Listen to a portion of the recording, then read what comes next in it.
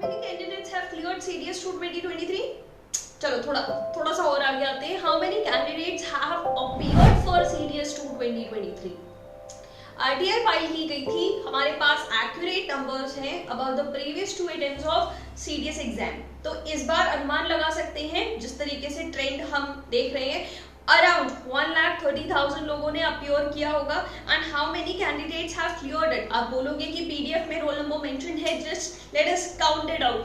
No, ऐसे आपको perfect number नहीं मिल पाएगा क्योंकि बहुत सारे बच्चे हैं जिन्होंने मल्टीपल एकेडमीज के लिए अपना कट ऑफ क्लियर किया है, तो वो उनका नाम 2-4 एकेडमी में भी होगा.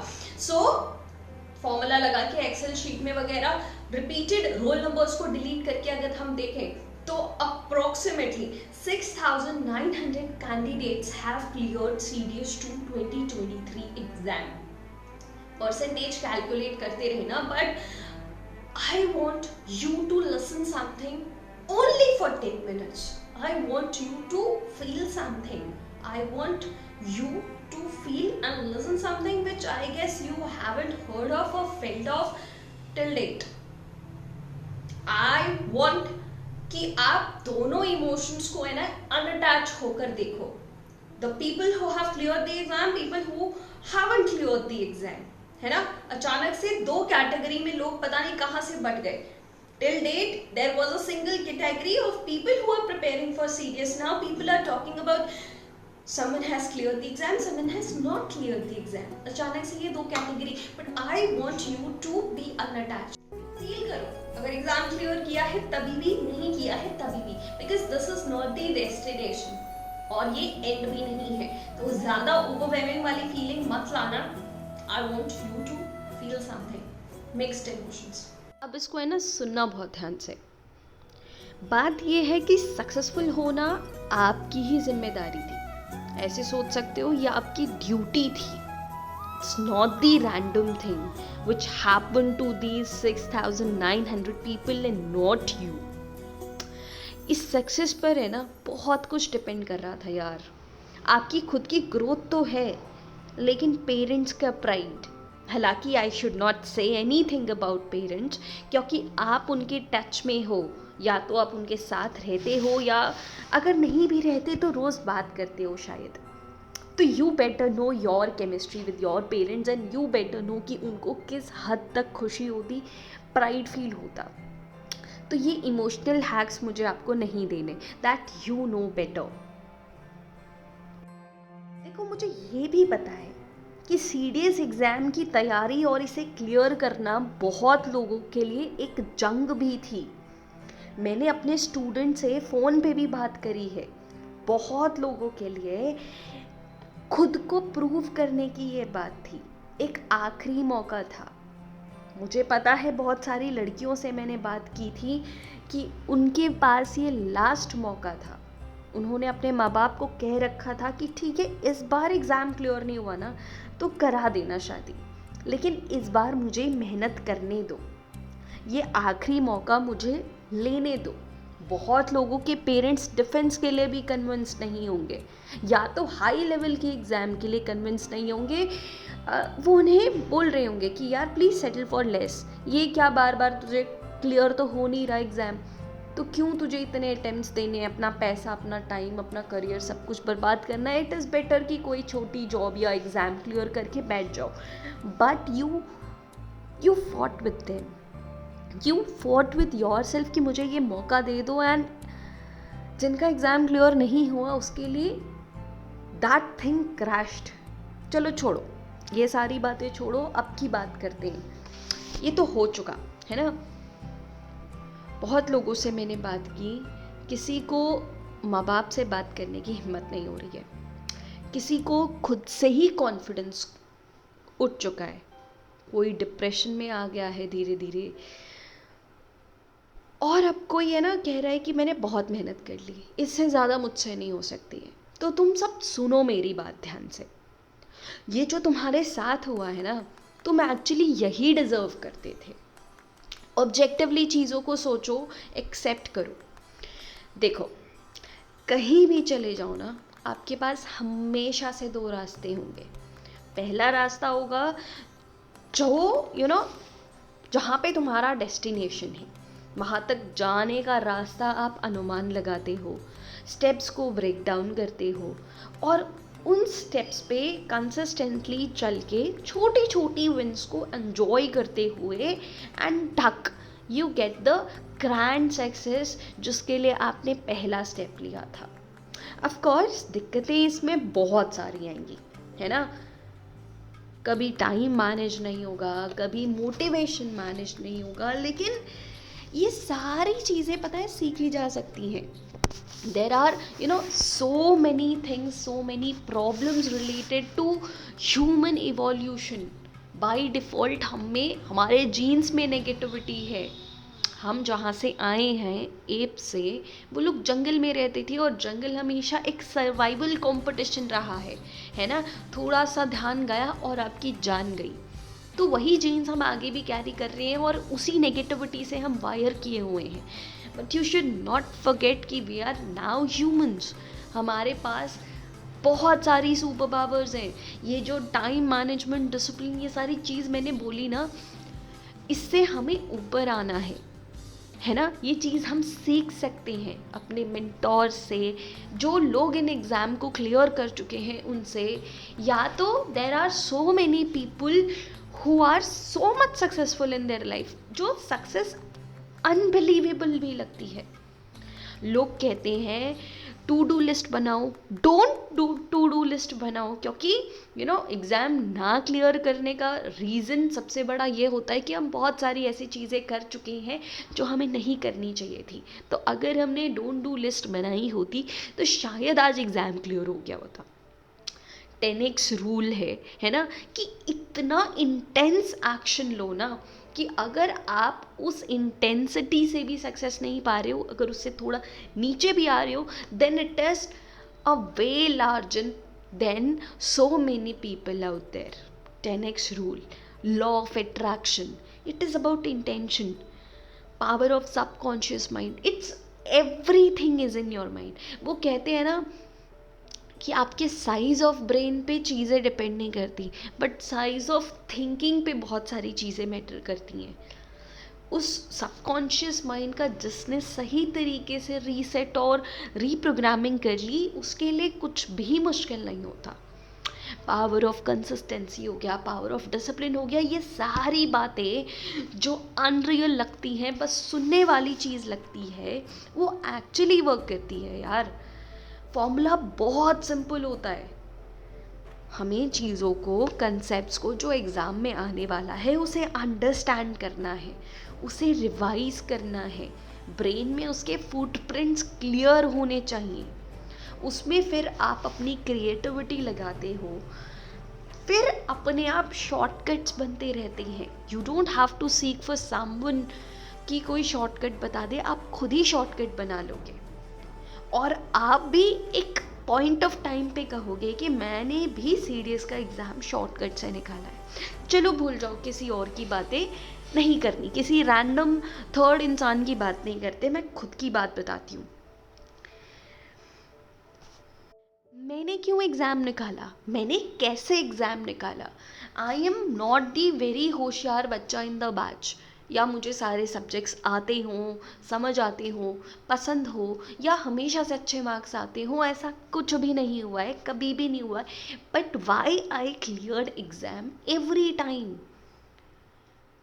सिंपल सा बताऊँ, मुझे हिस्ट्री नहीं पसंद है, मुझे फिज़िक्स भी नहीं पसंद, मुझे इकोनॉमिक्स भी नहीं पसंद। हालांकि मैंने पीसीएम भी कर रखा है 12th क्लास तक, बट उसके बाद ये सारी चीज़ें मैंने कभी हाथ में नहीं ली थी। ये सारे सब्जेक्ट्स मुझे बिल्कुल नहीं पसंद, और वो मैंने इतनी बढ़िया तरीके से, इतनी स्टोरीज बना के, इमोशनल तरीके से आपको यूट्यूब पे पढ़ाया है। और there are so many students जिन्होंने मुझे मैसेज किया कि मैम मैंने आपका बैच नहीं लिया था, your YouTube videos were enough and they were so creative, कि वहाँ से क्वेश्चन मैच हो गए, चाहे करंट अफेयर्स हो, चाहे स्टैटिक जीके के हो। आई टेल यू मैंने किस तरीके से एग्ज़ाम क्लियर किया। मैंने ना बाकी सारी चीज़ें छोड़ दी, क्योंकि ये बात है ना, मुझे समझ आ चुकी थी कि हम सब नहीं कर सकते हैं। देखो, ये 20 से 25 साल की उम्र है, उसी में हमें बहुत सारे काम करने हैं। दोस्तों के साथ घूमने जाना है, कॉलेज के एग्ज़ाम्स निकालने हैं, घर की रिस्पॉन्सिबिलिटी संभालनी है, और इसमें तुम्हें ये भी चुल चढ़ेगी कि अब हमें पेरेंट्स से पैसे नहीं लेने हैं, हमें इंडिपेंडेंट बनना है फिनेंशियली भी, हर तरीके से, है ना। तो सारी चीज़ें मिक्सअप हो जाएंगी, बट आई नो कि हम सब नहीं कर पाएंगे। तो मैंने अपने ग्रेजुएशन को थोड़ा सा साइड में रख दिया था कि चलो इसमें थोड़े कम मार्क्स आएंगे तो भी चलेगा, because my priority is this. मैंने इनफाइनाइट टाइम इसको दे दिया, पूरे दिन I use to sit with this. मेरा सोशल इंट्रैक्शन, हालांकि बहुत सारे नेगेटिव पॉइंट्स भी हैं, ये मैं नहीं कह रही हूँ कि टोटली इसको अपनाओ, I am just telling you my experience, ताकि आप अच्छी चीज़ उसमें से लो और ख़राब चीज़ को हटा दो। मैंने अपने सारे सोशल इंट्रैक्शंस को कम कर दिया, कोई दोस्त नहीं रहे थे, ना किसी से ज़्यादा बोलचाल बातचीत। I spent a lot of time with these subjects. पसंद नहीं थे, बट धीरे धीरे इमोशनल कनेक्ट बिल्डअप करने की कोशिश की, क्रिएटिविटी लगाने की कोशिश करी, स्टोरीज़ बनाई, चाहे वो इकोनॉमिक्स हो, हिस्ट्री हो, ये सब्जेक्ट्स जो मुझे नहीं पसंद है। और जब आज जाके आप वो वीडियो देखोगे ना, चलो डिस्क्रिप्शन में वो पूरी प्लेलिस्ट की वीडियो लिंक डाल दूंगी मैं, आप उसे जाके देखो, यू विल नॉट बिलीव कि मुझे सच में ये सब्जेक्ट्स नहीं पसंद। मॉडर्न हिस्ट्री की वीडियो जाके देख लो, मैंने सच में हिस्ट्री नहीं पढ़ी इस तरीके से। बट माई पॉइंट इज कि जो चीज़ आपको करनी है, do what is required, give them immense time, immense creativity, ताकि आप उससे कनेक्ट कर पाओ, है ना। इसी तरीके से मास्टरी हासिल होती है, इसी तरीके से शॉर्टकट्स बनते हैं। ये जो सारी चीज़ें मैंने बड़ी बड़ी बातें करी ना, don't to do list, 10x rule, power of consistency, ये मैंने एक्चुअली, जब मैं किसी से बात नहीं कर रही थी, ना कोई ज़्यादा बड़ा सर्कल था, I surrounded myself with this, है ना। मेरा सोर्स ऑफ मोटिवेशन क्या था, there was no one to motivate me, है ना। और तब तो शायद इंटरनेट भी इतना ज़्यादा एक्सप्लोर नहीं कर रहा था कि यूट्यूब से मोटिवेशन मिल जाए।